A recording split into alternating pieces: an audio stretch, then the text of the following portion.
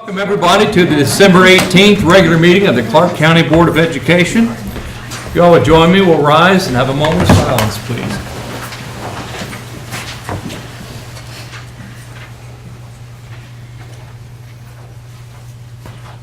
And if you join me with the Pledge of Allegiance. Pledge allegiance to the flag of the United States of America and to the republic for which it stands, one nation, under God, indivisible, with liberty and justice for all.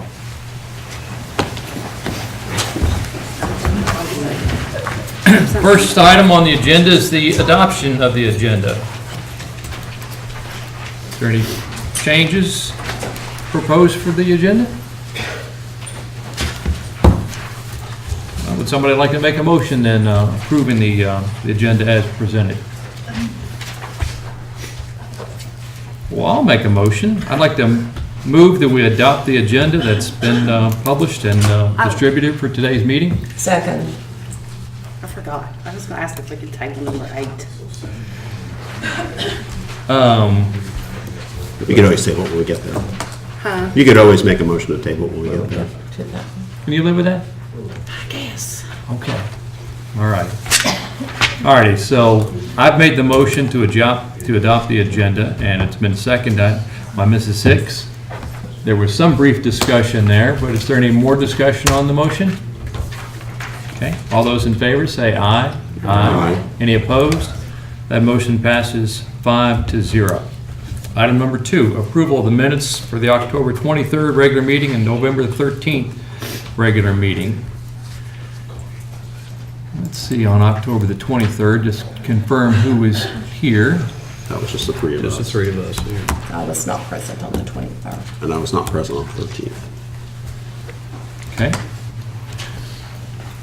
So the three members that were here on the 23rd, do the minutes seem to accurately reflect the business that was conducted that day? I'll make a motion to approve the draft regular meeting minutes of October 23rd, 2018 as presented.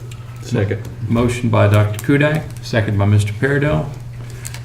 Any discussion? Okay. All those in favor say aye. Aye. Any opposed? So that motion passes 3-0. The November 13th meeting. Should the reference to teleconference in the November 13th minutes be changed to video conference?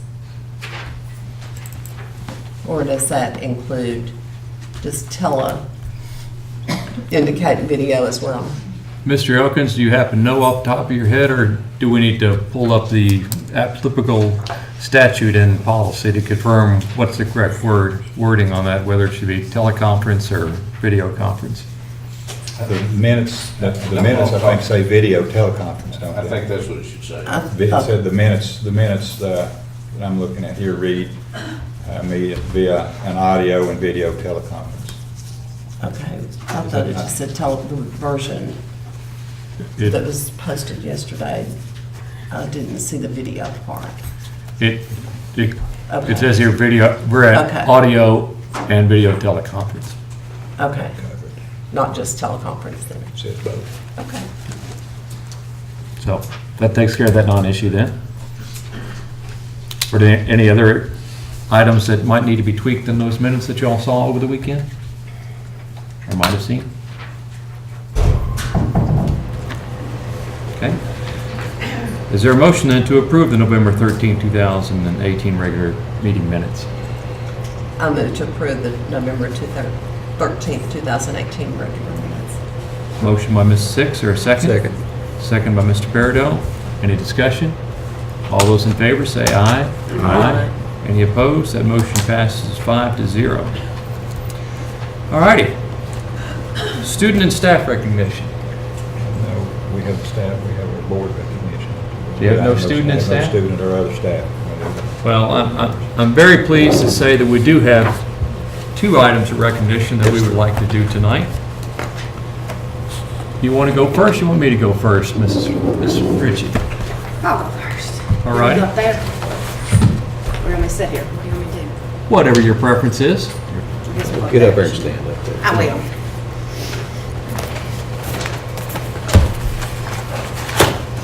You're welcome to this, Judy. Well,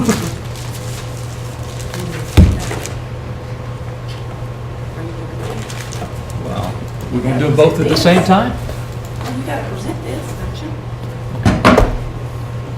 We didn't rehearse this. Obviously.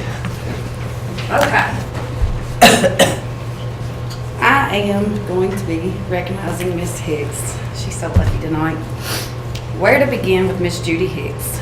7 years ago, I started this journey with Miss Hicks. To say we started out a little rocky may or may not be an understatement. We had our differences, but somewhere along the way, we found common ground. What was that common ground? Chocolate.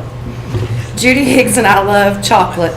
Suddenly, the tense moments of Judy correcting my English became funny moments in what we now refer to as my country slang. Long meetings weren't as bad as long as we had chocolate. Once we found our common ground, and I found out so much more about Miss Judy.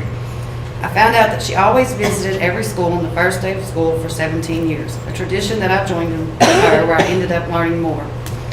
I found out how devoted she is to our school system, from spending hours upon hours researching and knowing KRS like the back of her hand, to the countless hours of reviewing the board minutes through the years. Many times we have called upon Miss Judy for her experience and knowledge that cannot be replaced. I think I can speak for everyone in this room that we will always remember Judy's famous quote, "We are not a minimal district." For that, we thank you. There have been many times that we have agreed to disagree and have moved on with our lives. But in the end, 17 and a half years is not something to be, not only to be respected, but also admired. I thank you personally for not only helping me through this process, but for pushing my buttons to teach me to gather my facts and prepare for the battles that sometimes come along with our meetings. With all that being said, I will end this with a quote that I happen to think describes our relationship, Judy. Life is like a box of chocolates. You never know what you're going to get. I certainly could not have envisioned in this beginning that 7 years later, I would not only thank you for sharing your knowledge along the way, but more importantly, I thank you for being my friend. On behalf of myself, I present you with this box of chocolate that you get to enjoy all to yourself. Well, unless this meeting lasts a while, then I'm going to have one. And I present you with this plaque on behalf of the board and the Clark County Public School System. We wish you the best, and don't worry, we will still be calling you because we don't want you to get bored.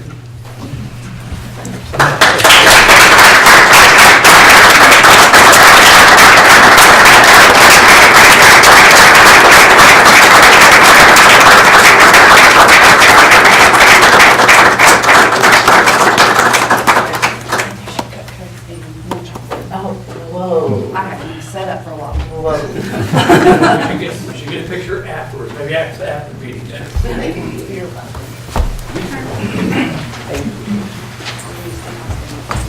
Set that bag on this side. I better do that. Well, Dr. Kudak, mine's not as the prose is not as good as Miss Ashley's, but I just wanted to. You could have sent it for Judy for correction. That probably, she might bring a few things up. What I just wanted to do, and it really almost applies, since you all have overlapping time frames for both of you, to recognize that Dr. Kudak, you've been such a valued member of this board. For 8 years now, you've served 2 terms. During that time frame, you served for a majority of that time as our chair. And looking back at what they've been able to accomplish, what the staff's been able to accomplish, the superintendent, the 1,000+ employees, it's really amazing what's happened in the last 8 years. And quite frankly, the heavy lifting that you all had to go through. There was, difficult decisions in terms of restructuring grade configuration, the construction projects. Just think about, in the time frame that Dr. Kudak was here, and Mrs. Hicks also, they built a new GRC, new Concrive was rebuilt, Justice Elementary was built new, ATC was added, Clark Middle was renovated to become Campbell. We did an $8 million energy savings project. We're right in the middle of a competition gym and stadium under construction, and probably tonight we're going to approve the phase 3 of the athletics. That's an incredible amount of construction projects. I have no idea what the price tag would be on it. It's probably somewhere close to $250 million. It wouldn't surprise me. I know the high school itself is going to be a $100 million project when we're done. And you will also, another wonderful accomplishment is you hired a particularly good superintendent during that time frame, Mr. Christie. That was a difficult task to undertake during that time frame. I mean, quite frankly, it was a very turbulent time that you were involved with, and when looking back in the past, I looked at a headline and it said, Clark County in trouble and turmoil. And since those challenging times, the district has persevered, and we have been transitioned from a trouble and turmoil district to a district that's gained a distinguished rating, and we're now on a solid academic and financial footing. And for that, we're thankful to both you, Dr. Hudak, and you, Mrs. Hicks. Now you've got to come up and get your award. Thank you very much.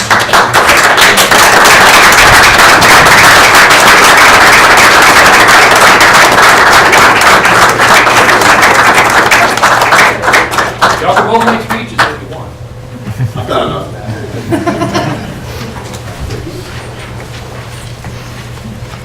Oh, here. You want this picture back in? Yours can be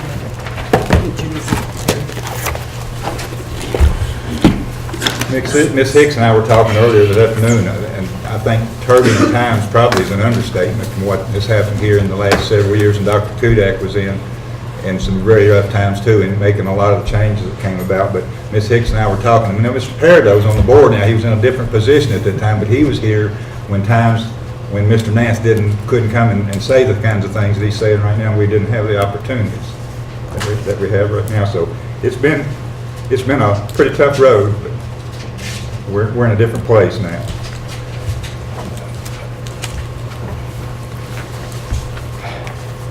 All righty. Next, we move on to public comments. Are there any comments from the public?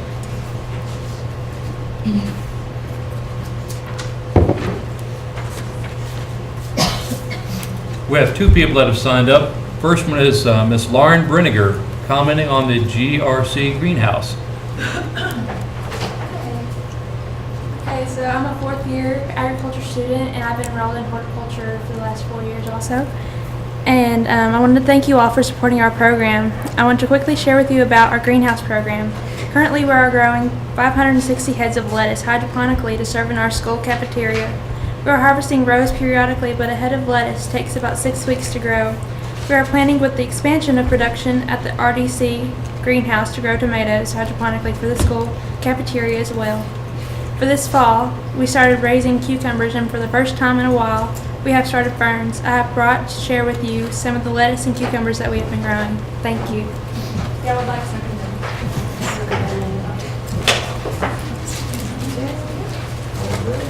I was about dressing for this, but they said that wasn't healthy, so lettuce.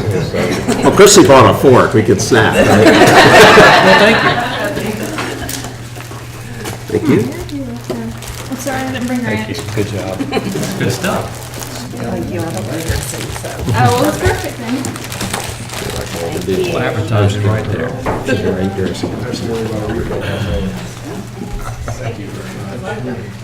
have extra.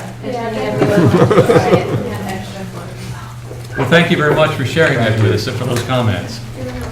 The next person that signed up is Michael Kudak.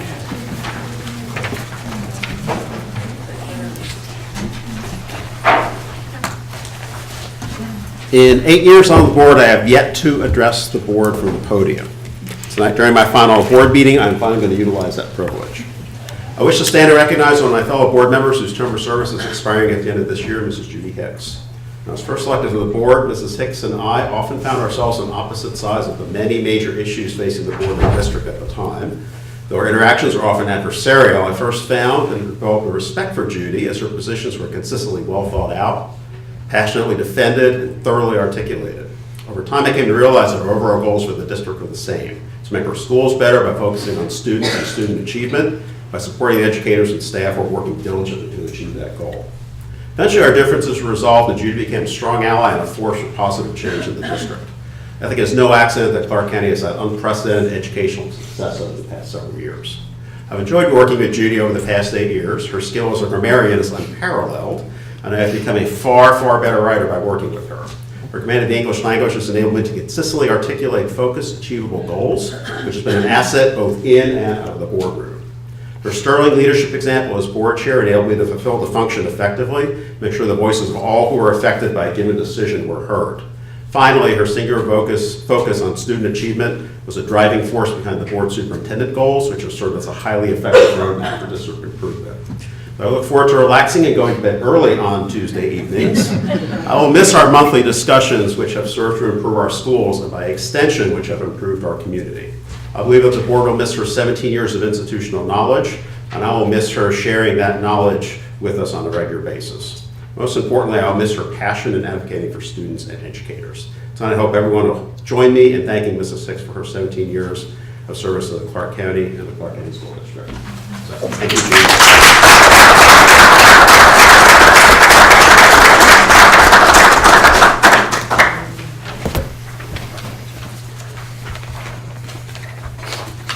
All righty. Item number 3, superintendent's report. Mr. Christie. Got a few things here quickly to mention to you. First off, we'll start off with the winner of the Champions of Breakfast for November. Our 5 through 12 grade group is Baker with 97% participation in the breakfast program. Congratulations to Baker. At the preschool through 4th grade level, the winner at that group is the preschool group, again with 97% participation in the breakfast program. So congratulations to both of those. This one's probably a little far in advance, but the Chamber Breakfast will be sponsoring at GRC. That's been scheduled now for June the 12th. It's going to be in the Flex Room. That's a little far out in advance, but you can go ahead and mark your calendars for that. We're having a program here on January the 29th from 10 a.m. till 12 noon at the Central Office Auditorium. It's called it's RAP. It's Relatives as Parents program. It's a program that's geared that we're working with our folks here to work with the grandparents and others who are raising kids. That's a huge issue for us in this district, so we're going to begin to have a consistent program with this. Our December 1 child count has been submitted to KD, and I think it was up, Bridget, up about 10, 15, somewhere in there. We were up about 10 or 15 from last year's count. The Special Education Department at RDC is providing a differentiated instructional strategies for new teachers cadre within the building, and the series of training focus on building relationships and various modes of differentiated instructional practices. On Friday, December 14th, Mr. Travis Freeman, who was the inspiration for the movie 21 Blast, spoke with about 100 Clark County students interested in ages 14 through 21 at GRC, inspiring them to set goals for themselves. Mr. Freeman, a Kentucky native, as a teen who lost his sight but eventually overcame the challenges of his disability and now strives to inspire individuals with disabilities to reach beyond their constraints to achieve their goals. In collaboration with the Office of Vocational Rehabilitation, the Clark County Community to Work Transition Program is piloting a new career interest inventory assessment with our high school students in determining which of the 16 career clusters is best suited for each of the students. As they make that choice next semester, they will begin going out into the community to find job opportunities. We're pairing up with businesses and industries here in town in their areas of interest to participate in job shadowing and volunteering opportunities for those students. The first cycle of the state alternate assessment has been completed and is being reported to KDE. In our migrant program, the county migrant program has assisted several families to obtain low-income home energy assistance help, and they help with the translative services and program application completion. The migrant program also, in collaboration with the Operation Happiness, which is scheduled to take place tomorrow here, they will provide translative services at the site over here tomorrow, and they have approximately 65 food baskets that are going to be provided to migrant eligible families.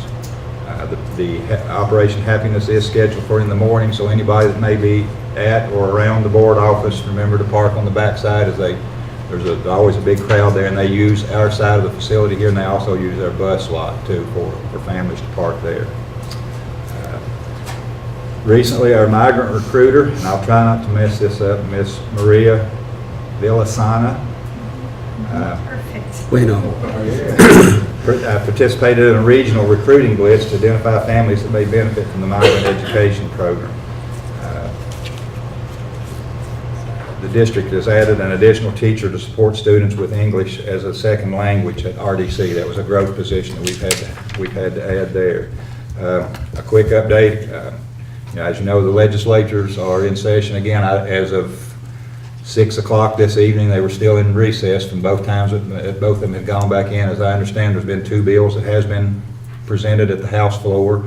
One of them, one part of it does, one way that it affects us as a district is it's going to require us to pay possibly another 2% in addition to the retirement of all certified, all employees. That'll go from 3% to 5%. That's a possible outcome of that one. I don't know, there were some other minor changes. It looks like it's kind of holding close to what was passed the first time.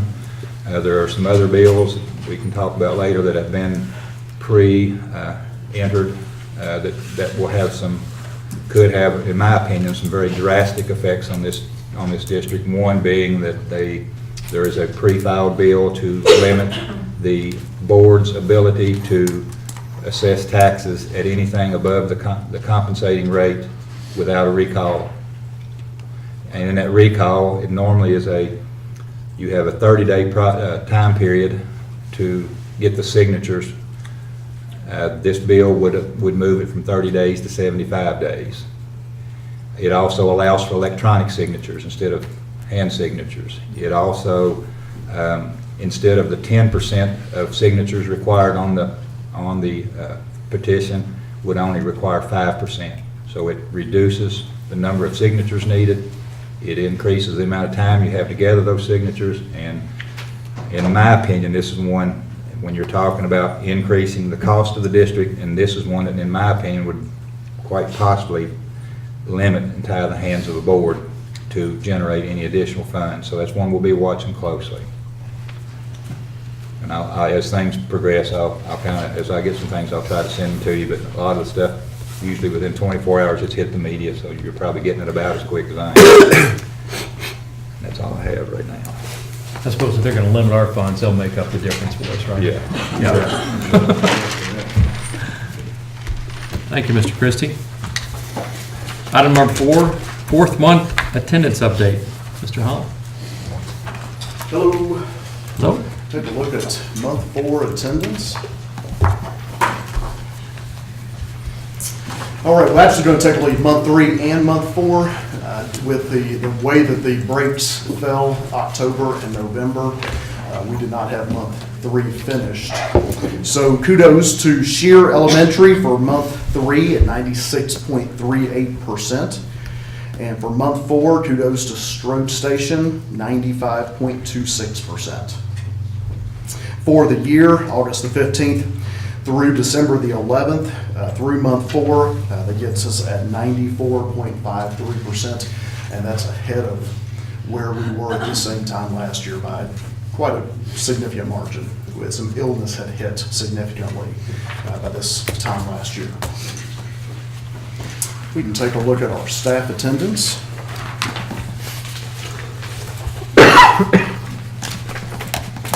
Take a look at our staff attendance. We have 2 schools to report on for the first 2 months.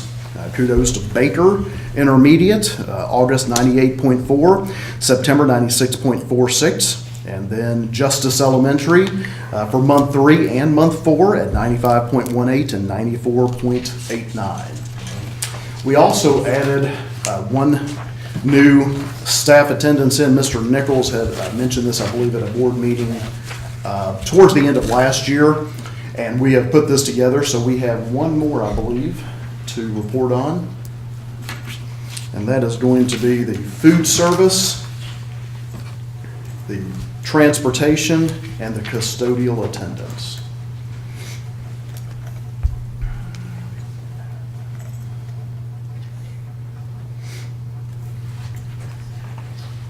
Should look like just a regular Bar chart. graph. Yeah. It's on the next, it's another page. That may, it might not have been submitted. Change. I can report on it if it's not uploaded right in through there. I can tell you. Food service was 97%, transportation was 95%, and custodial attendance was 94% for the month of August. For September, food service was 95%, transportation was 91%, and custodial attendance was 91%. For month 3, food service held strong at 95%, transportation at 91%, and custodial attendance at 88%. And finally, for month 4 in November, food service at 93%, transportation 90%, and custodial 92%. So we'll report on those regularly as well. Questions? All right. Thank you, Mr. Holland. From our department too, the attendants and directors, pupil personnel, want to thank Dr. Kudak and Ms. Hicks as well. Thank you. All righty, item number 5 is consider the approval of grant initiatives resulting from the On the Table Community Forum and in collaboration with the Clark County Community Foundation. I wanted to bring this back up. It got tabled from the last meeting. I know in that interim, Mr. Christie was going to try to get some numbers on some of the items that we might want to consider. I did. I went back and looked at the minutes from the 2 meetings where we discussed these and looked at all the things that as a group we had talked about that had come before you, and just put the best I could some price tags on those things of what they would look like if you, and as best we can, because when you start talking about the window safety film or glass replacement, some of those things, the cost is going to be totally dependent upon how much you do. When you look at there's one that's not listed on here that we've already done. Okay, yeah, it is the district-wide care hall. We're already starting that process. That's the district-wide ability to contact a school and actually be on their PA from the central office and make announcements at each school or at any one school or any group of schools in case of a lockdown or severe weather. You know, we always hear, we've got about 7 or 8 of us that's got phone numbers, and we all take a school and call. With this system, we'll be able to page immediately in and sound the alarm to go into immediate lockdowns for weather-related or other issues that we may have. So that's already, this is something that your last board meeting, you approved that amount of money, and that was the cost on that, and we're already moving forward on that. The Rhino door locking systems that we've talked about, and we've had several salespeople come by to see us about those. They're a violation of about 3 codes, building codes. You can't do anything to a door from the inside that would require an additional mechanism or removing something to unlock a door in case of safety from inside. Plus, my concern with that has always been if you could lock the door from inside so no one on the outside could get in, then that leaves a safety issue of students being inside a room and locking the door and locking adults out and it taking a longer period of time to get to that. So that's one that I would ask, first off, the legality of to take it off. That would be one that we would take off there. All rooms having phones, that's something that we do. That's already there. We're already there on that. The additional radios, you can see the radios are about $562 a piece. The additional radios that we talked about would be an additional 10. That's going to another level of administration and others in the buildings with radio communications. That is not going to every classroom. We feel the phones in the classroom will suffice for the radios, but that's an additional 10 radios that we would look at. The window film, the window film is something that it would not, in those cases that we all hate to even have conversations about in case anything of an active shooter or anything like that, this window film would not stop something from being fired through it, or even someone from taking a weapon or a tool of some sort and breaking the glass out. It simply is a film that goes on the back that you can see through, but when the glass is shattered, instead of the glass breaking apart and just crumbling and shattering, it keeps it together. It takes a little more effort to get through it, but you can get through it. When you look at the glass replacement, that runs anywhere from $25 a square foot to $100 a square foot, depending upon what kind of projectiles you want to stop from coming through it. Of course, when you get up to the $100, it's a thicker, tougher glass. So we had a price, and I didn't write it down. Mr. Nichols, do you remember what the price we just did for Mr. Nichols? We did the board, for a comparison, if we looked at the board office with the glass replacement, the cost was going to be what for the board office? Around $7,000. Okay, I'm sorry, yeah, that's about $6,500 to put the window film. If you just looked at the board office, all glass on the exterior windows and the exterior glass across the front, this building would be about $6,500. So you can kind of get an idea when you're looking at the amount of glass in this building, compare that to a school. The cost is going to be quite more expensive to do that. And that's just the window film. So those are the things that, and of course, the other thing that we did talk about was some more intensive staff training on emergency response. That's something that we can do, and that's something that we can probably pick up the cost on if there's any cost associated with that. That's more of a training for teachers during summers and some things like that, putting some things in place in addition to the trainings that we're already doing as far as the school safety things. Thank you for researching that. It appears from the conversations that representatives of the foundation have had with us that they had proposed in general terms to provide $50,000 in funding in the first year and then $25,000 a year after that. And they had told us that one of the things they would like to do is reflect some of the areas of interest that the students have identified. So I wanted to bring this back up so we can talk about it as a group and see if maybe we can find some areas of common ground that we can move forward on it, because I certainly don't want their interest to wane on this. You've got that stuff in front of you. Can you refresh us maybe for the top 3 for each, 3 to 5 for each school? Because each school is surveyed separately, if I remember correctly. What I printed out was the student identified themes and Right. discussion topics, and their identified solutions. We'll start at Baker and work our way up.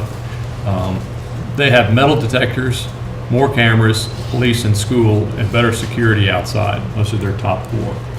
Campbell has metal detectors, more police and guards, more discipline and consequences, and more bathroom and hall monitors.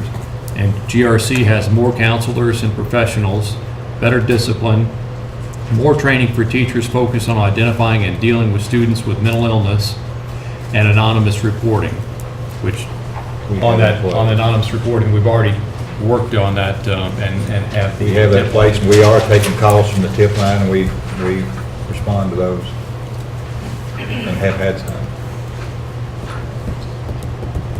Okay. So what are your all's thoughts?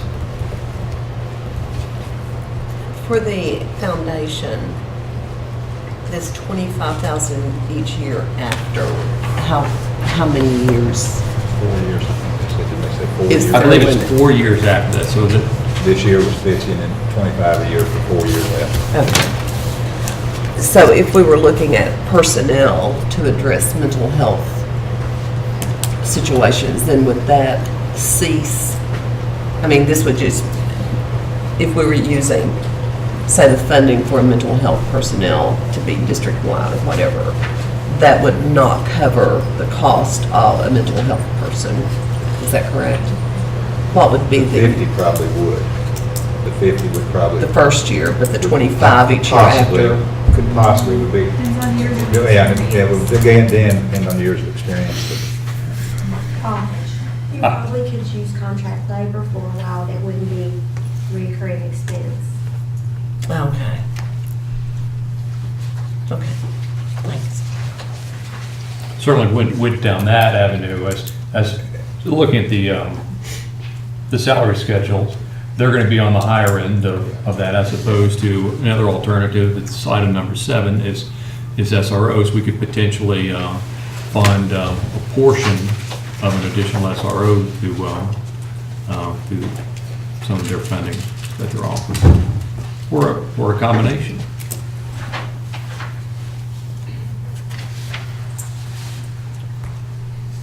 Because they're asking for personnel. I've seen that before, and that's that's the theme, so. And it could be, we want to maybe identify that, carve out 25,000 that would be recurring for 5 years, and perhaps use that for some type of personnel, and then use 25,000 to address one-time items like, perhaps film on the windows or something like that. I think just throwing that out as a discussion point.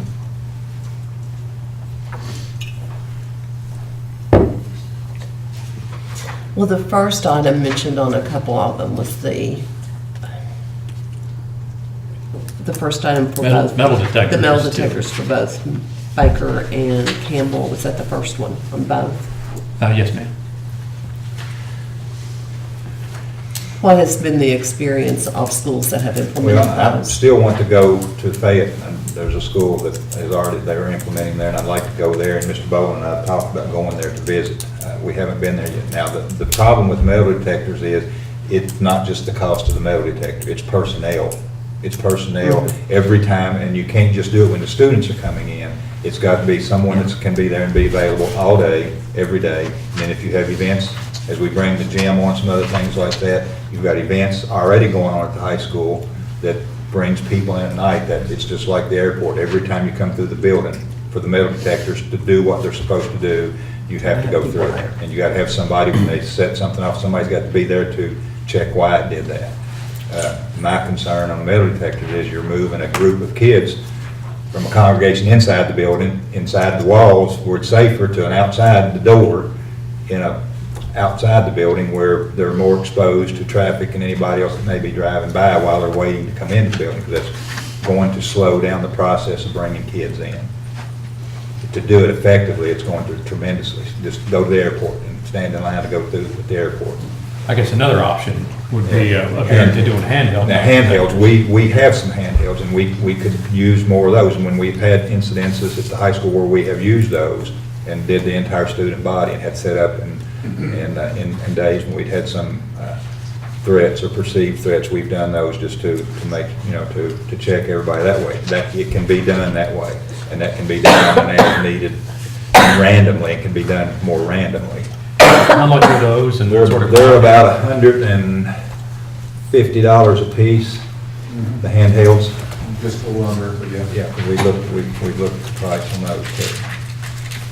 Are we looking just to spend money for this year and then knowing that we're gonna have this here? I mean, with the way school safety is going, technology is changing every year. I mean, there's things on this list that we didn't know about 5 years ago. So I'm thinking we put some money right now into what we think is most effective for us for next year. And then we have that option next year, because what else is gonna be coming out the next year? And I just think there's a lot of businesses right now that are going into this, and I just think there's going to be a lot of things coming out in the next few years that could help us. And I'd hate to tie all of our money up right now if there's some things we could invest in the next 2 or 3 years as well. But what would be, I mean, as far as the superintendent, school safety with district principals, what has the biggest impact for us next year? Front entrance to security guard at Campbell. So you're talking about the safety glass stuff there, or would, I And mean? guard check entrance at Campbell, like we have at GRC, the entrance. Oh, you mean the guard check out? In front of the building, like we have with the gates, and cameras to get as people are coming in to the property and going out. And even, that could go a long way in upgrading our camera systems in our building. That's something that's already there. That could be the cameras, like you're saying, technology's changed every year, and every year you look at the cameras and they're so much more detailed in what you're able to do with the cameras, zooming in, freezing, moving, those kinds of things. The security systems inside the building is something that's, in my opinion, is always going to be present. It's probably always going to need upgrades. That's probably the most common thing across the district right now in all of our buildings is video surveillance in all the buildings. Well, but I mean, we're not talking about putting a guard shack at every building, are we? I mean, obviously they don't drive to RDC either. I mean, that's just people coming in off the street. I mean, people come off the street anywhere else we're at. I don't know how we would control that, how well. The high school is the most opportune place to do Right, that yes. because of the distance between, and that's where you have probably the most of your traffic and other kids coming in and out. I would go back again, the most common thing among all the schools is video equipment. Right.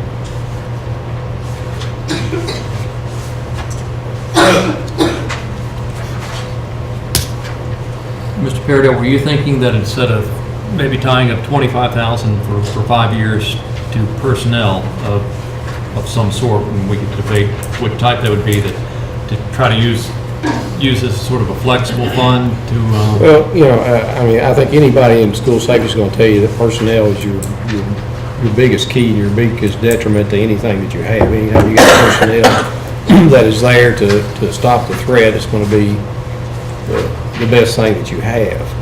I'm just thinking, you know, these people are giving us some money. Where do we put this money? I mean, do we go 5 years with personnel and then say things change or whatever, and then we don't have any personnel anymore? Is there things that have that impact for us right now that, you know, and I'm inclined to agree with the superintendent on, you know, cameras. Obviously, cameras don't deter, but they do warn.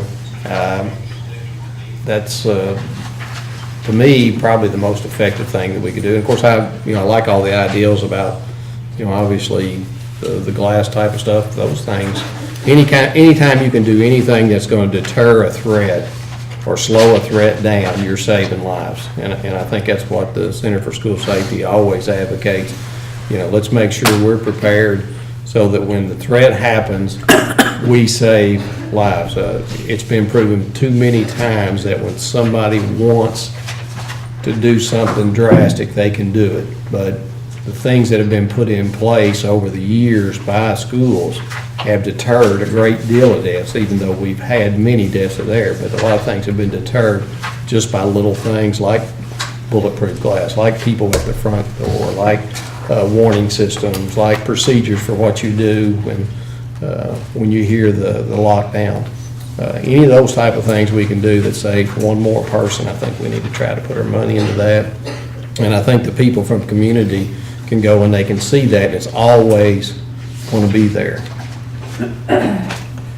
I found the window safety film really kind of struck a nerve with me as something that would be useful. I mean, you know, I think we've got the glass there, and that you look at it and you think, well, that gives us a nice enclosure, but it would be nice to be able to upgrade that. If we had infinite amount of money, we'd put bulletproof glass there.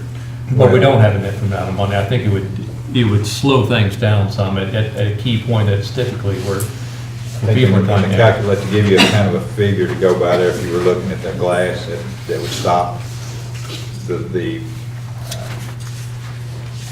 ultimate stopping power and weapons, you'd be looking at about $75,000 just to do central office. There's no glass here compared to what there is in the schools. I mean, so that's, I think when we built the high school, I actually looked at just doing across the cafeteria in the front, and it was in the 900,000s to do. What if we wanted to start with putting window safety film in all the vestibules? I mean, any idea what that would run? Not without doing a little more I mean, we know what it is per square foot, but all of our vestibules vary so in square footage. I mean, you look at the one even out here at Central Office, it's all glass across the front. One at Baker, say, is smaller than what's out here at Central Office, the glass part. But there are multiple, there's another glass entry on the side that you want to do too, probably. So. How about glass, little windows in classroom doors? That's another option. You could, you know, I think if you were going to start, my first recommendation on starting would be your vestibule fronts and your windows to the classroom.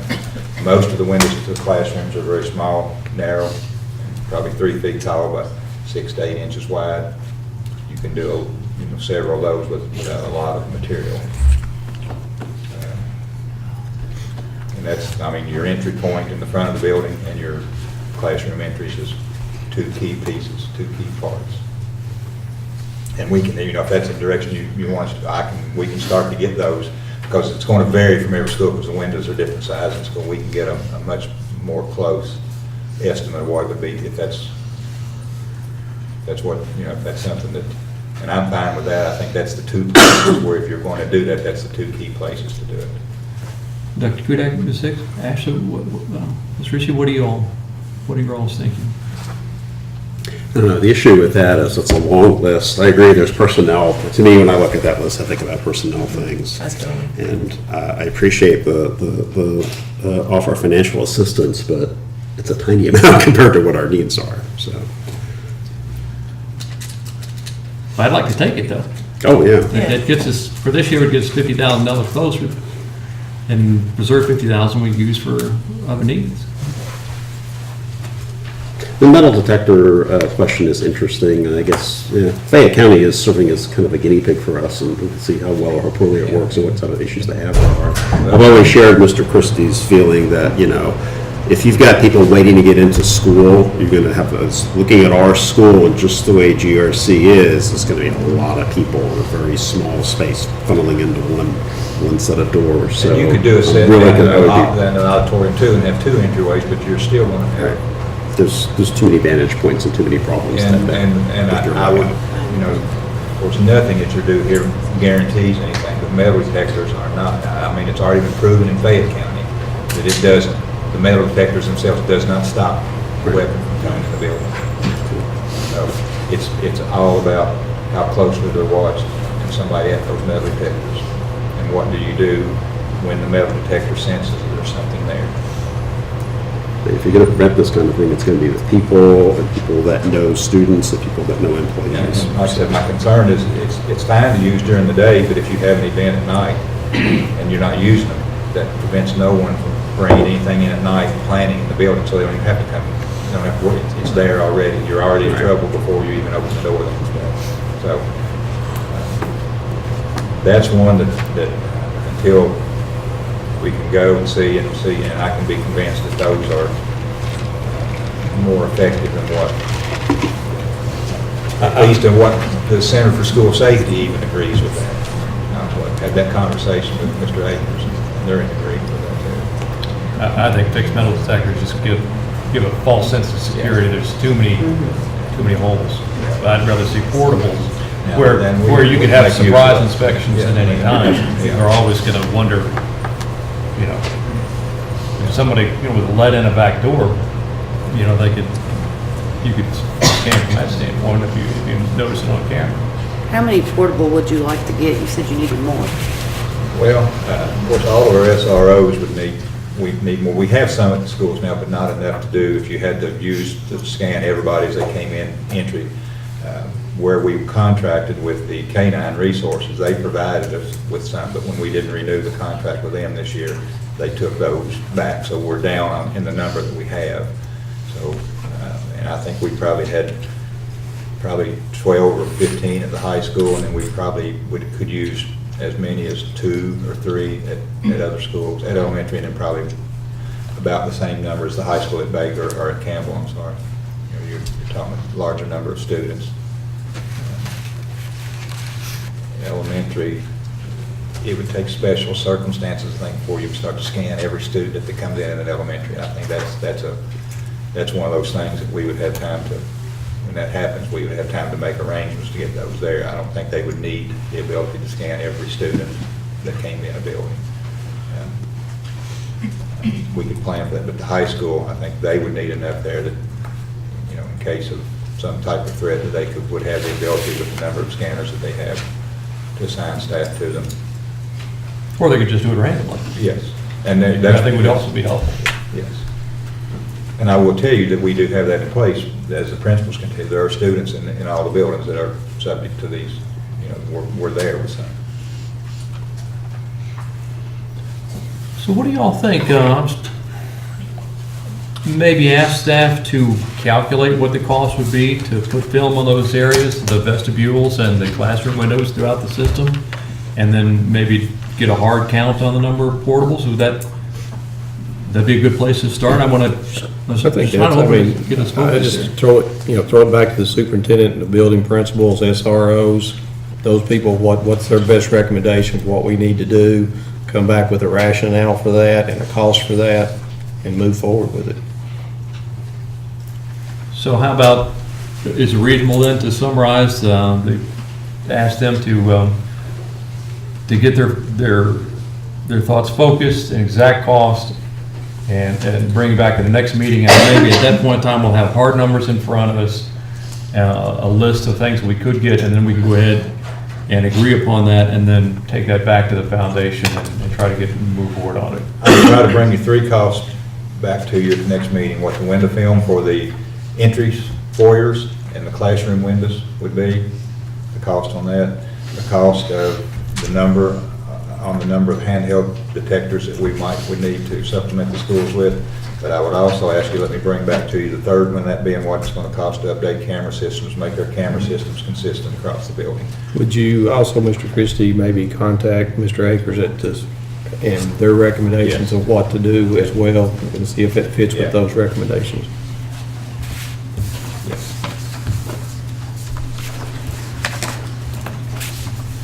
Okay. So, does anyone feel that we need a formal motion on that, or is it pretty good consensus on that? Righty. Very good. Item number 6 then is set the site, date, and time for the January 2019 annual organizational meeting. I think that the date time is probably, we can all agree on fairly quickly, but looking at our policy, it says we're supposed to set that at the December meeting, and here we are at the December meeting. Do you have a recommendation on that? Sorry, I was reading the latest update from Frankfurt. Don't start crying in the middle of the meeting. I'm sorry. What you say? I believe you already had a chance to look at the calendar. What do you think makes sense for our organizational meeting for 2019? I would recommend January the 8th. January the 8th, here at Here at the central office. central offices at the normal 6:30 time. That's up to you all at the time. That sound okay with you all? It's good. Mr. Elkins, when do the new board members officially start their terms? That's a good question. I don't know the answer. My best guess is January 7th. Okay. So that would certainly comply if we had that on the 8th. Actually, the very first Tuesday is the first, and have the funny feeling we probably don't want to come in on the 1st and have a meeting. Starts January 1. That's what I thought. Yeah. I was planning a party for December 31st, so. If there's an emergency meeting, I will not be here after December 31, just for the record. You all were sworn in today, weren't you? Yes. Okay. Well, what do y'all think about having it on the 8th? I'm fine. I'm good. Okay, good. So, Y'all good? the date is the 8th, the site is the board offices, and the time 6:30 for our annual organizational meeting. Would anyone like to put that in the form of a motion, or I can just say that I've just put that in the form of a motion then? So I'd like to move that the site be the central office, the date be January the 8th, 2019, the time be 6:30 for our annual organizational meeting. Second. Second by Mr. Peridot. Any discussion? All those in favor say aye. Aye. Aye. Any opposed? I'll abstain. I won't be there. We have a, one that's abstained. I believe that counts with the Counts with the majority, the majority then. but it's not my vote. Did you get that? Thank you, ma'am. All righty. Item number 7, consider approval of the revision of the community education director job description. Ms. Scarlett Ryan. Good Howdy, evening. ma'am. Not a lot of changes. Ms. Hicks will appreciate this.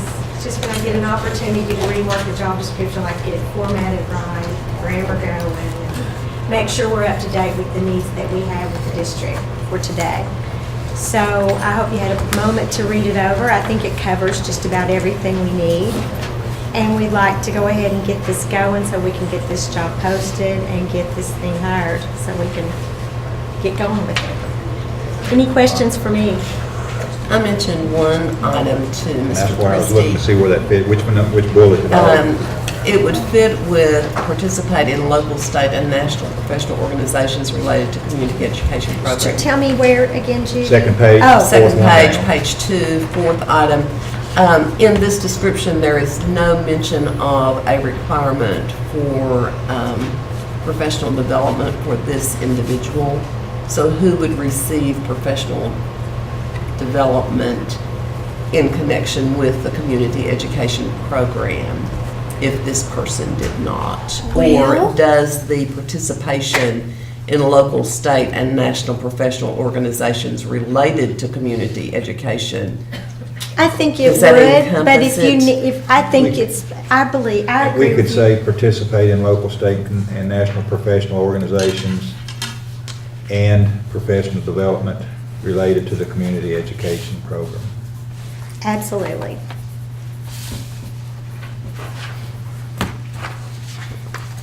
I will add that. Anything else? From my perspective, with the pay rate that's here and other needs that we have community-wide, I think we ought to give consideration to seeing how we might be able to better dovetail this position with the aspect of coordinating volunteers with the Partners in Education We can't. function that's out there right now. Because of the grant money, we looked into that, and because of the grant money that we receive, it's specific in that it cannot say that this is a part-time job with this and part-time for something else. It has to be its own job description with its own set of days and hours and requirements. And it's okay that once you fill the position, this is a full-time position. But once you fill this, it's okay to partner that position with something else, but we can't write into the job description that it's connected to anything else. Or we can't get the money that comes with this as a grant. It has to be a standalone job in the job description and in the hiring process. It has to be an equal opportunity for anyone who wants to apply. Well, of course. So how would we dovetail it with another organization without implying that the same person would be in charge of both of those organizations?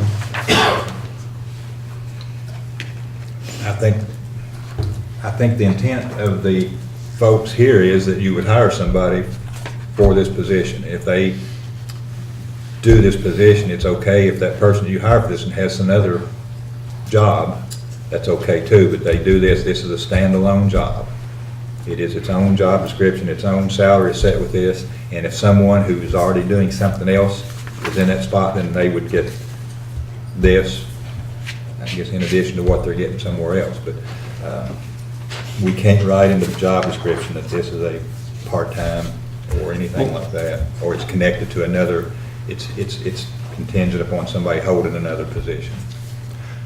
So could the person that would be hired for this position, would they be permitted to participate in coordinating Yes. Partners in Education volunteers the way that it's currently They would- written?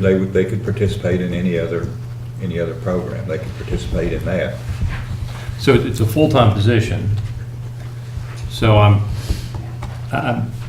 just wondering how we might coordinate that. Let's say the Partners in Education, they needed some additional help with that. This, again, is a part-time, it's a full-time position, because is that something they could, Partners in Education could help fund or contribute to the school system? And knowing that this position would be helping them in some of their volunteer coordination? Because it seemed like it would be perhaps cumbersome to have whatever person is doing this position also be working for another organization. I don't see how that would dovetail together. So But it we seemed like it would have to go coordinate- through us. We coordinate positions, full-time positions with other full-time positions all the time and work together. Explain that a little bit more to me about how we do it already. I work with Ms. Considine every day of the week coordinating programs. And she's full-time and I'm full-time. So I would think ideally it would be wonderful for this position to coordinate with other community organizations. And it does, it will. Do you think the the pay rate's going to be high enough to attract somebody that she would think is appropriate for this position? I think this is a standalone job which will generate multiple. Looks like that's about every position we got in this district. Trust me, I think it's an ideal position for someone. Is this a 8-hour-a-day position times? More of a salary, more of a salary position. The minimum education experience is bachelor's degree of 1-year experience, so I think your salary that you're offering is commensurate with that, so. May I explain why it's important? If we contribute our matching portion, if we hire someone that does not have a bachelor's degree and we contribute to the retirement system, it's about a 19% matching, maybe more, It's 19.18. as opposed to 3% matching. So it's more bang for your dollar if we Yeah. can possibly do that.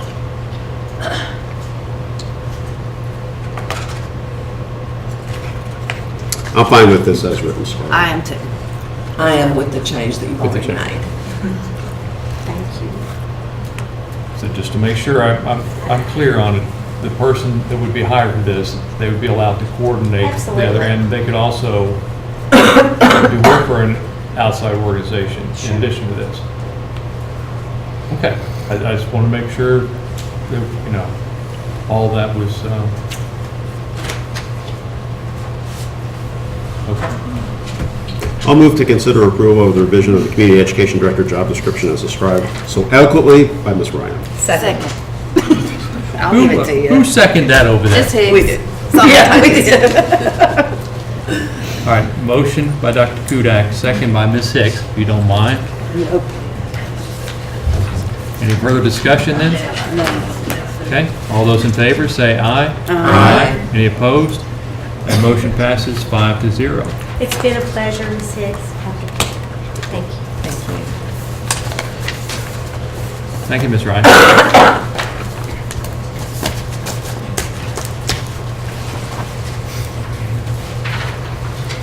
Item number 8, consider approval to add school resource officers, common mental health professionals, or counselors. Scott Heisel.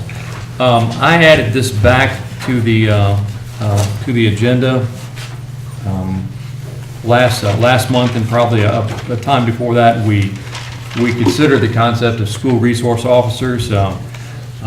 As the hour was getting pretty late for me during the last meeting, I didn't feel like I was able to devote the attention to it that was needed, and also asked Mr. Christie since then to give some additional thought to if we were targeting the goal of increasing safety in the district among those 3 different types of employees that we could add,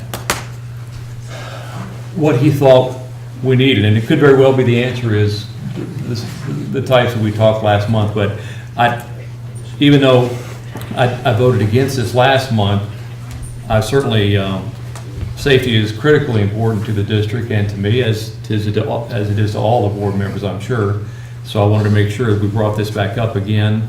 And if it's something that, after due consideration, we absolutely know what the path would be, I don't want to delay it any further.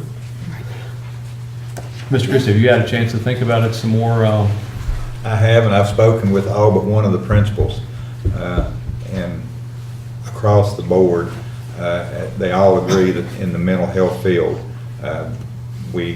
that's always an area that we have to constantly and continuously be aware of and work to improve. But the feeling at this point, based on the conversations with the principals, that staffing is adequate in that, and their choice, if given a choice between 2, would be a full-time resource officer in the building for the presence. Not only for the kids, but for the adults. I think, with our counselors in the district, the interventionists, the psychologists, those folks, the Ridge in our district, working with some students. We're looking at national programs that work with younger kids at a Phoenix Academy type level thing that may be in the building the school building, or at least in one of the school buildings for servicing all the younger kids. But the idea of an officer being present, it not only helps with the kids, those officers, or not only helps with the security part, but those officers, as they're working in these buildings, they're getting to know the staff, they're getting to know the students. Principals told me about officers actually reading with the kids, going to the lunchrooms, eating lunch with the kids, sitting at the table, eating lunch with the kids.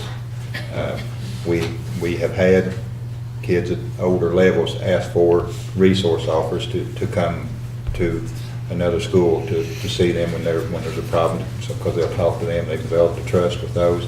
I think that's something that we need to continue to build on, and I've said for 6 years it's my goal to get one in every building, and we're close to that now. And adding 2 would get us to that point? It would get us, that would leave us one building short.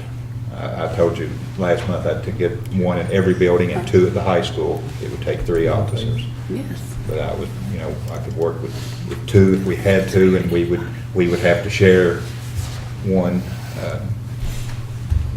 We can make that determination of where to share one if it had to be, but ideally I would like to have 3. And it puts one from the preschool all the way through Phoenix, 1 and 2 at the high school. Because of the size of the high school and the number of students involved in high school, we need 2 there. Before you start, I still think this needs to be tabled to next meeting. I think you've got 2 board members getting ready to take a seat. I think they need to be, you're talking personnel. A motion? I make a motion to table number 8 till the Second. January meeting. Second. Okay, so we have a motion on the floor to table this item. We have the motion by Ms. Ritchie, the second by Mr. Peridot. I think that, so now we're in the discussion phase of this motion. I'd like to continue to talking about this, and then we could certainly resolve the pros and cons of it through a vote on the motion itself. If we table it till next month, we're going to turn around and talk about it again because we'll have 2 new members that need to talk about it. Well, I think we potentially have the opportunity tonight to go ahead and resolve something and move forward on it and get 1 month closer to having 2 more SROs in our district. Or Well, I'm going to say this. I'm going to be spending $7.9 million tonight on an athletic field you guys are going to have to pay for. So, and if I'm approving recurring expenses, I think that needs to be deferred to the incoming chairman or the incoming board members. So you're going to be encumbering yourself with expenses. You may or may not have another 2 to 3% to pay into KTRS. That's going to change the budgets, the numbers in our budget significantly. So, Agreed. so I'm with Ashley on this. Okay. And let me just say this to you, the board members under 160-200 subsection 2 will take office on January 7th, 2019, not January 1st, just so you know. So my party's got to wait a week. Yeah, it is. So wife's going to be disappointed. Okay. I'll call any meetings between December 1 and January 7 if you need a quorum. But getting back to the discussion at hand, I'm in support of Ms. Ritchie's motion. Thank you. Okay. Ms. Hicks, do you want to? Either way. All right. It seems to me like just doing a count here. We have 3 people that would be in favor of, and we haven't gotten to the vote and expressed that as part of the discussion. So I'd like to go ahead and call for the vote on the motion to table this item. All those in favor say aye. Aye. Those opposed say nay. Nay. So that motion passes 4-1. Actually, I abstained. Oh, I'm sorry. That motion passes 3-1 with 1 abstention. I was the nay vote, and Mrs. Hicks was the abstention. Okay? Very good. Item number 9, consider approval of all base bids and all alternates as presented for the George Rogers Park Oh, High yes, School. can we have a recess, please? Before we do the base bids, please. Well, since you all said please, and I'm a wonderful guy, as you all know, yes. So we'll have a, if you all don't mind then, the other board members, let's have a 10-minute recess. And it's currently 7:40, so we will target to come back at 7:50.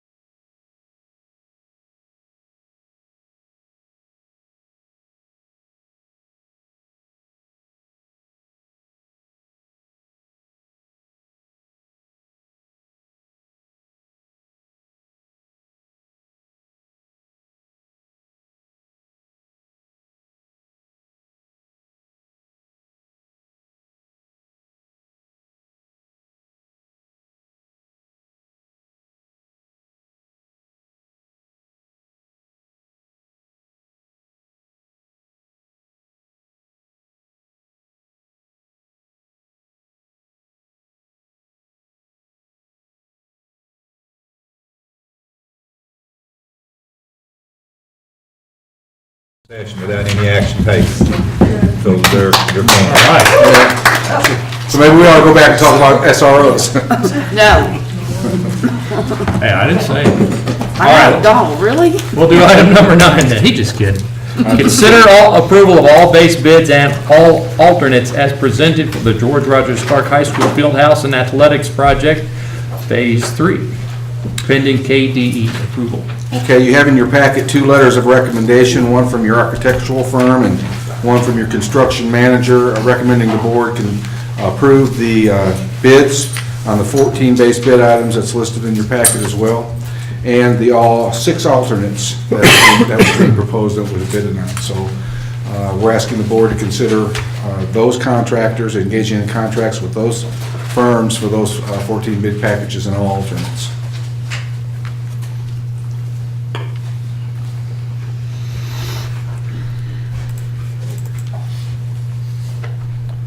Can you describe the alternates just briefly? Alternates are the extra components of the project that were not included in the base bid packages, and there are 6 on here. I'll quickly read over those. If you have any more specific questions about any one of those, I could either refer those to Ron Moreau, who's here, or I could take a shot at it, but some of them are pretty self-explanatory. The first alternate was the owner's masonry that matches the masonry on the GRC main building, and it's primarily for the gymnasium that's being added.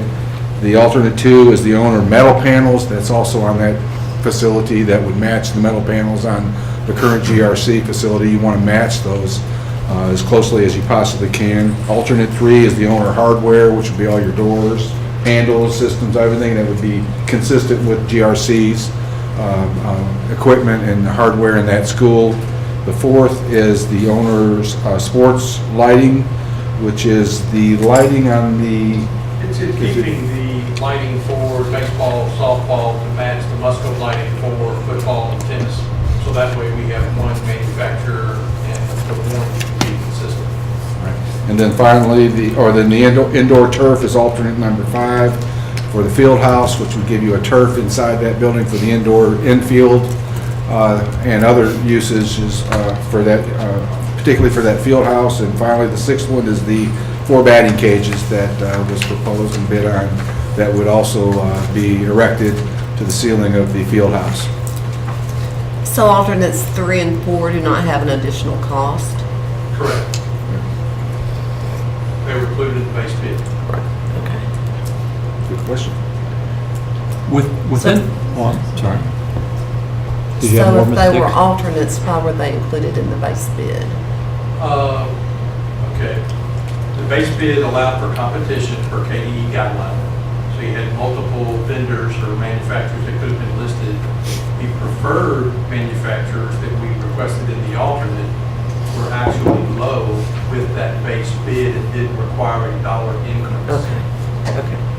So we're I understand. essentially recommending to accept that clarifies the fact that they are the owner preferred manufacturers Already. for those parts. Okay. Thank you. Within the base bids, we have, outside of the batting cages, 44,000. Is there other equipment that's in the base bid, other athletic equipment that, Limited, I mean, there would be like lockers and things like that, they're gonna be in the locker rooms, but in the, say, the weight room, we don't have any equipment that was bid as a part of the, weight room equipment itself. We just have sink, cabinet, some shelving. okay. You have $150,000 in the BG1 that's being proposed in a subsequent item here today that would address a lot of that equipment. But that's outside of this, so. That's outside of the basis, right? That would be looking at your equipment and furnishings for that section of that project. But we have in our packet a letter from Ross Hart supporting this, and also one from Codell. That's correct. And one of the questions I asked Codell as we were reviewing through the packet is, one of the things they're supposed to do in their contract as they get closer and closer to it is develop detailed costs. I said, before the bids came out, what was your detailed cost estimate? And including $250,000 in equipment, that's why I was asking that question. they were at 7,194,000. So that's certainly good news also, you know, that not only are they lower, but they're lower than what the estimate would be. Because I was curious, you know, if, you know, they might have thought they should have come in at 6, and they came in at 6.5, which actually would be higher than what they'd estimated, but they came in lower than that, so there's 2 wins on that.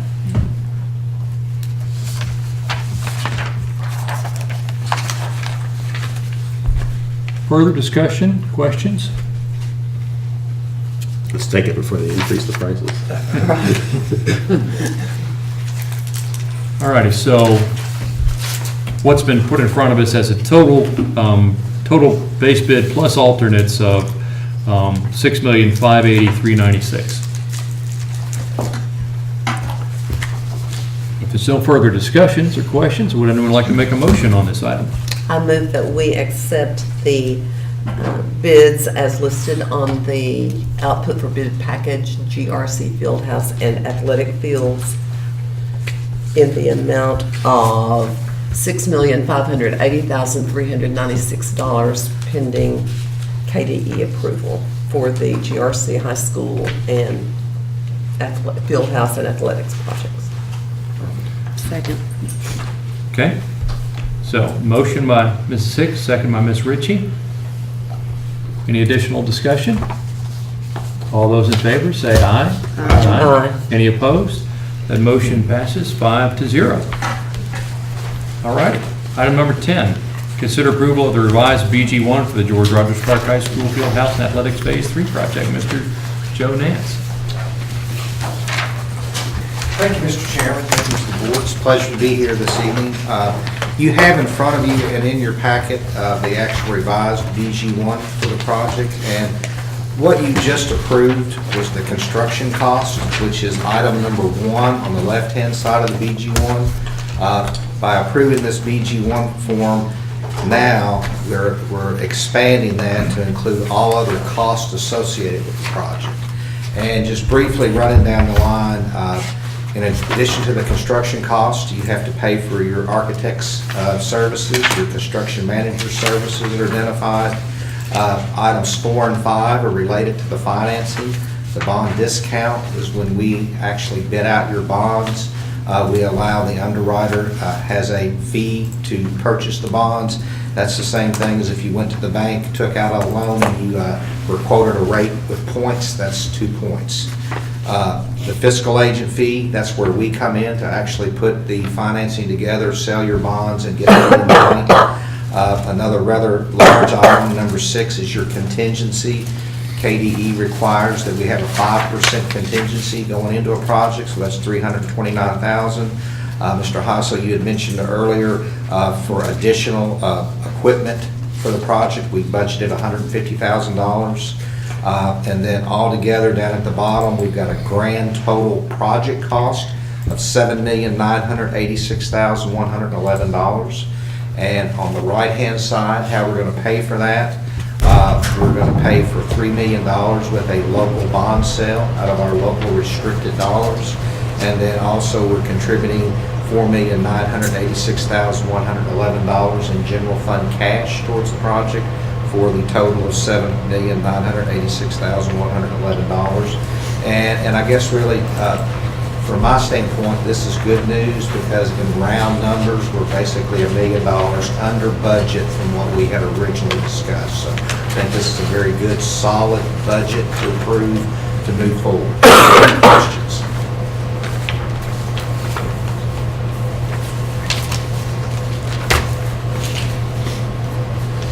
Just to fine tune on the project description, you all have on there new high school phase 3. And the project, as we know, has a longer, more official name. Yeah, and we can add, that's just a footnote. When you look at the DG number at the top, that 18-334, that identifies what's on record with the Department of Education, which completely identifies everything we're doing with the project. So that's just a brief generic description. And also a side note, this has to be included in the backpack system, so it will be, I will take this document and enter it into that system and print a new document for you to sign, because it has to go through their documentation now with the backpack. but it will be the exact same numbers that we're approving. And I think on the version that was in our packet under construction manager, it said bidding services only, and That was a a typo. mistake, and I have taken that off. Okay. Yeah, the construction manager fee is their total fee for the duration of the project for the upfront work plus the ongoing observation during the duration of the project. And he's a manager, not a manger, just so you know. We're going to miss that. That was kind of a little Christmas thing they had there. Thank you, Ms. Hicks, I appreciate that. You're welcome. And that's not the first time you've corrected me. And I do appreciate that over the years. It's been a pleasure working with you and Dr. Kudak Thank over the years. Further discussion, questions? Okay. Then at this point, it seemed like a motion would be in order on this item.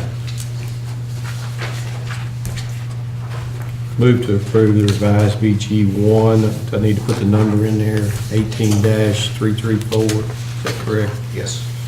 For George Rogers Clark High School Fieldhouse Athletics Phase 3 project. Is that pending KD approval as well? Yes. And pending KD approval. Okay, motion by Mr. Peridone. I'd like to second that. Second by myself. Any further discussion? All those in favor say aye. Aye. Any opposed? That motion passes 5-0. Item number 11, consider adoption of resolution authorizing the Clark County School District Finance Corporation to issue revenue bonds. Could you preference with about 30 seconds to tell people who don't know what the Clark County School District Yes. Finance Corporation is? For the audience's information, prior to the board meeting, we actually had a meeting of the Clark County School District Finance Corporation. And in Kentucky, whenever we approve selling bonds or borrowing money for a school district, it's a two-step process. First, the Finance Corporation, who the members of the board are also members of the Finance Corporation, have to approve the financing. And then the board has to authorize the Finance Corporation to actually sell the bonds. In Kentucky, it requires a two-step process. Years ago, I guess prior to 1986, a school board had to go through their fiscal court to issue the debt on their behalf. The law was changed in 1988 so that all school districts, school boards in Kentucky form their own finance corporation so that they don't have to go to an outside body to approve the financing. So at 6:15 this evening, the Finance Corporation, which is the same members of the board, approved this financing. Now, the final step is for the board to provide a second approval so that we can proceed with the financing. And again, we went over this at the Finance Corporation meeting, but what we're proposing here tonight as part of the funding is that we will be issuing $3 million of revenue bonds for the project. Right now, the Board of Education has total bonding potential of about $7 million. So once we approve this project tonight for $3 million, we're still going to have $4 million in reserve for some future projects.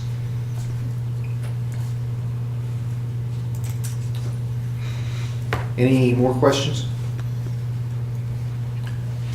I don't have any. Then it might be appropriate that I'll actually read the resolution into the record to be considered.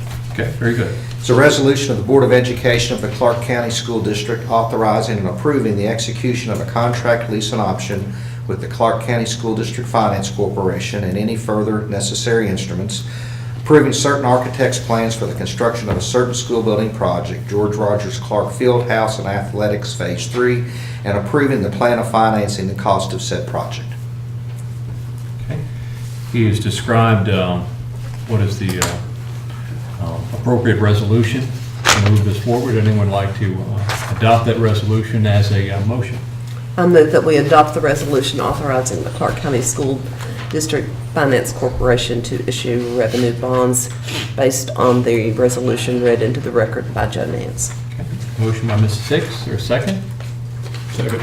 Second by Mr. Peridone. Any discussion on this motion? Okay. All those in favor say aye. Aye. Any opposed? That motion passes 5-0. Thank you very much. Thank you, sir. Appreciate Have a it. great evening. You too. Joe, thank you for your help for all these years. Let's see, what did you say we spent? Well, you know, Close to $250 million? yes, I would say at least 200 million from top to bottom. So it's a lot of money and a lot of bonds that we juggled, and I want to thank you for always bringing your 5-page sheet. Between that sheet and your explanations, it was always crystal clear, and I always understood exactly what we were spending. I always, after the 8 years I've been on this board, thanks to you, I've known exactly where this district's bonding potential was Well, at thank any you. I point in appreciate time. that. So, And I appreciate that. reiterate that for my 17-plus years. Thank you very much. Thank you. All righty, page 2, item number 12. Consider approval of pay application number 15-14-24 to Ross Tarrant Architects for the George Rogers Park High School Gymnasium and Athletic Fields Project, BG 16-238, in the amount of $9,327.26. Mr. Donaldson. As presented. Okay. Is this BG number the same? It doesn't have to relate to the BG 18334. No, this isn't the 334. This is Okay. your first, I don't know the exact BG, but it's the gymnasium project. Okay. They're not billing this month for the project that you was just approved by the board. Okay, so why are athletic fields on there? Construction administration, ongoing construction administration is taking place as it's being built. Both projects. I thought that was the name of the project. This is for the stadium and the football stadium and the gym, competition gym that's being constructed. Okay. Including the football field. Right, but it's not phase 3, it's, That's for lack correct. of a better term, it's phase 2. That's correct. BG 16-238. You're all gonna have to keep this straight now, so. Yeah, because I'm looking at this, everything's complete except construction administration, you're 48% complete there, so. That's roughly the same amount every month now Yeah. throughout the project. All right, any further discussion or questions? Ma'am? Well, I'll just have the same one down in number 15. What's the difference in the construction review services? Okay. Did I just understand you to say, Mr. Merle, that item 12 includes construction review services? No, not the construction review from a third party. This is Ross Tarrant's invoice for construction administration.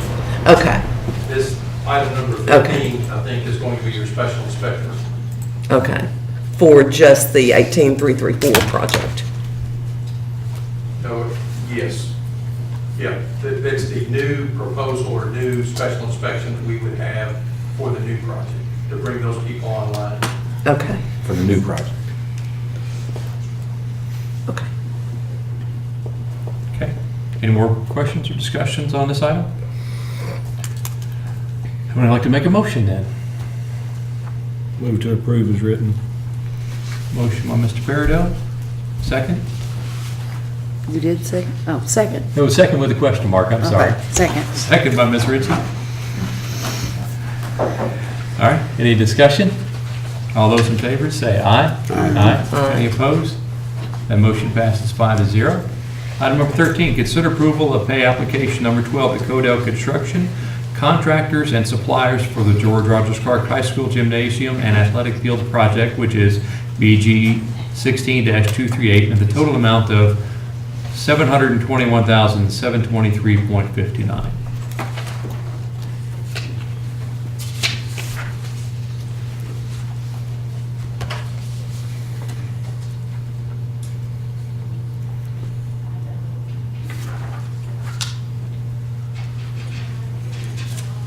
We do need to pay them, I've done a lot of work. So as usual, this item was in our packet. It contains 103 pages of details that was available to us and then also to the public to look at. If there's no further questions, then a motion will be in order on this item. I'd like to make a motion then. Motion is to approve pay application number 12 to Codell Construction Contractors and Suppliers for the George Rogers Clark High School Gymnasium Athletic Fields Project, BG-16-238, the total amount of $721,723.59. Second. Second by Mr. Fairwell. Any further discussion? All those in favor say aye. Aye. Any opposed? That motion passes 5-0. Item number 14, consider approval of pay application number 18 of performance services for the Guaranteed Energy Conservation Savings Project BG 17-7178, the amount of $341,202.34. Mr. Stumpf. As presented, unless there's any other questions that I could address. They generally include a summary of what's happened since last time. I did not see that in the packet this Well, time. at this point, they are complete with the project. They're just working on their punch list now, so we're complete with the project, other than the final punch list items that we're doing at all schools. Anticipated final completion is mid-January. And as part of this pay, there's the items that they finished in the period, then also you are releasing part of the contingency as part of this pay request, correct? That is correct. But we're still, our remaining balance to be billed is $291,057.18, and we won't release that or ask the board to release that until we're completely satisfied with the finalization of the punch list. And that's a concern that I had, and I took a visit last week to see some of the work that had been done, and so while they're still working on it, that's a pretty substantial sum that's still out there as a, to me, would be a good carrot to get everything finished to your all satisfaction.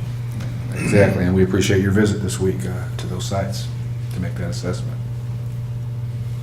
Did you all have any questions about this project and the status of it? Would anyone like to make a motion on it then? Move to approve pay application number 18 to Performance Service Incorporated for Guaranteed Energy's Conservation Savings Project BG 17178 in the amount of $341,202.34. Motion by Mr. Fairwell. Is there a second? Second. Second by Ms. Ritchie. Any further discussion? All those in favor say aye. Aye. Any opposed? That motion passes 5-0 also. Item number 15, consider approval of proposal for construction review services for the George Rogers Clark High School Fieldhouse Athletics. I think I got athletics spelled wrong. Athletics project, sorry about that, I missed that. Project BG 18-334. Okay, your construction managers are recommending that the board select the low bid. Two bids came in on the project, the low bid from S and ME for the amount quoted. So we're asking the board to consider accepting the construction manager's recommendation for this company to do those services.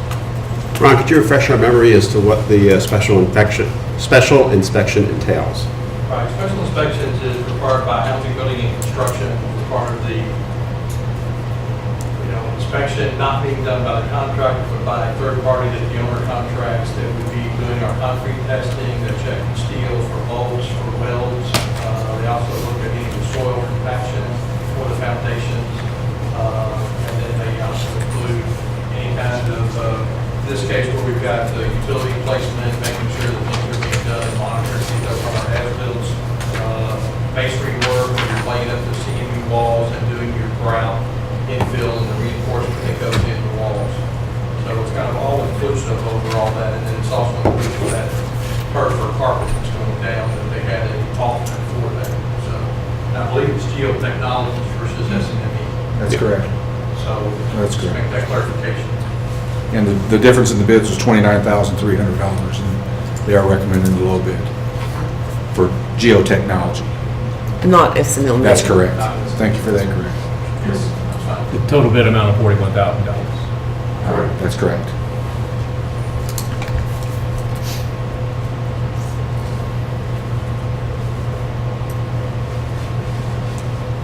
Any further questions? Anyone would like to make a motion on this item? I'll move that we accept the low bid of geotechnology for construction review services for the GRC High School Fieldhouse Athletics Project, BG 18334, in the amount of $41,000. Okay, motion by Dr. Kudak, second? Second by Ms. Ritchie. Any discussion? Okay, all those in favor say aye. Aye. Any opposed? That motion passes 5-0. I didn't vote, Mr. I'm sorry. Because my company has contracts with both of these companies, and I don't know that it would be a conflict of interest because we're not involved in this project, but just to avoid that, not going to vote on that. All righty. Thank you for that clarification on my vote count. So we have 4 yeses and 1 abstention. Well, no, 1 not voting, because an abstention would count with the majority. Is that correct, Mr. Attorney?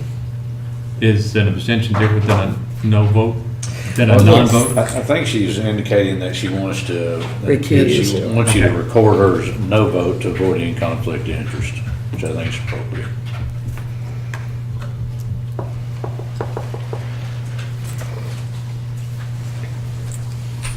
Ms. Nance, did you get that? Thank you, ma'am. All righty. Item number 16. Consider approval of payment invoice from Lim Imaging for the George Rogers Clark High School Fieldhouse and Athletics Project Phase 3, BG 18-334, in the amount of $7,358.59. Mr. Stein. An itemized list for the services is included in your packet, and this money will be taken from the BG that the board just recently approved as a line item for these services. It seemed like, in comparing it to the last invoice from October, that you all used a different approach that was used that potentially is, that enjoy some savings to allow people to do a digital download. Was that different than the last time? Because I think anyone you want to do a free digital download, because I did. I don't remember if we did. Yeah, I mean, Lynn Imaging just offers kind the of- digital, that's a contractor option as to what they want to do. Now, in reality, it's nice to have some actual hard copy plans that are out on site that some of the contractors then use. If they're returned to Lynn, contractors will pick those up and use those in the field. I mean, a lot of people are starting to use iPads and in the field where they can keep a digital copy of the documents. But it's kind of hard to mark those up. I mean, some people are getting that sophisticated, but we like to have as-bills or drawings that their people are maintaining, so we know if they move something. So the contractors are trying to keep a record set out on the job site. So you do have some hard copy. We send hard copy to the plan rooms. Our Codell did have those sent to the plan rooms for people to look at. A lot of the plan rooms now scan and download or request a digital copy because people are becoming that much more paperless, if you will, with everything going electronic and digital.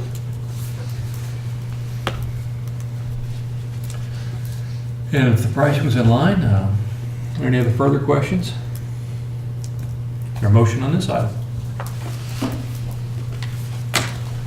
I move that we approve payment invoice from Lynn Imaging for the George Rogers Clark High School Fieldhouse and Athletics Project Phase 3, BG 18-334, in the amount of $7,358.59 as presented.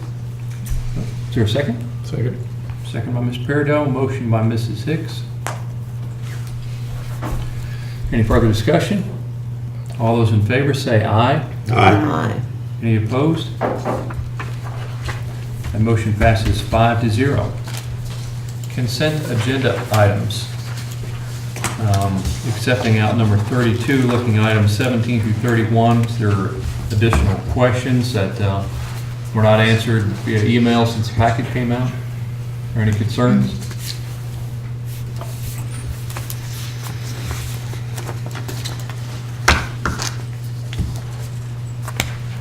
Well then, I'll make a motion, and I'll read through all of these as part of my motion. Number 17, consider approval of escrow Pet's first offer of assistance. Number 18, consider approval of George Rogers Clark High School All-State Band Chorus and Orchestra students to participate in the All-State event in Louisville, Kentucky, February 6th through 9th, 2019. Number 19, school fundraiser request. Number 20, acknowledge Booster Radio Support Club agreements for 2018-2019. Number 21, acknowledge the SBDM minutes. Number 22, acknowledge the community eligibility program. Number 23, approval of 4 leaves of absence.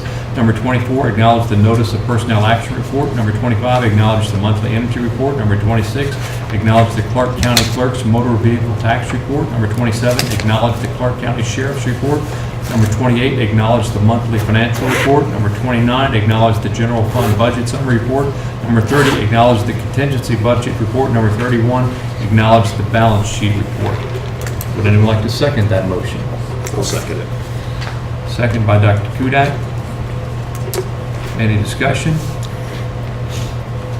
All those in favor say aye. Aye. Any opposed?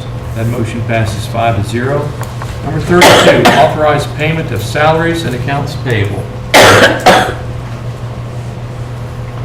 I was wondering if our two departing members would like to... Yeah, I was going to say, Judy, you need to pay I the move that bills we- one last time. I move that we authorize payment of salaries and accounts payable. I'll second the motion.